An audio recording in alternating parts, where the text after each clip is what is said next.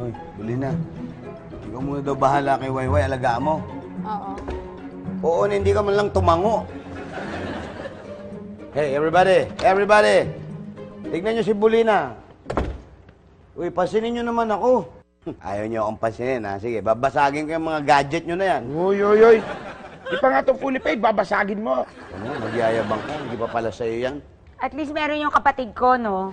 Magtanggol ang sister. Siyempre. Tama naman sila eh. Kahit tulugan, magkakaroon ka rin yan.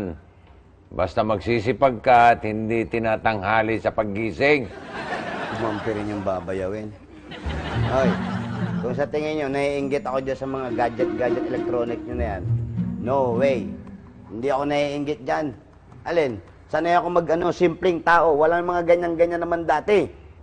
Bahala kayo, malulong kayo dyan sa kaganyan nyo. Alimerse! Alimerse! May pa-breakfast ka ba dyan? Hoy, Mael, wag mo akong guluhin. May kachat ako. Baby, ang hina ng wifi, hindi ko ma-send yung email ko. Ako nga, isang oras na rito, 20% pa lang ang na-upload sa vlog ko. Ano ba sabi ni Mr. Y? Umalis sila ni Mrs. Y, pumunta kay Eugenio. Eugenio. Kuya B! Nagre-research ako para sa summer class tapos pupugak-pugak yung signal.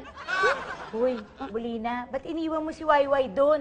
Ay, tulog po, parang internet.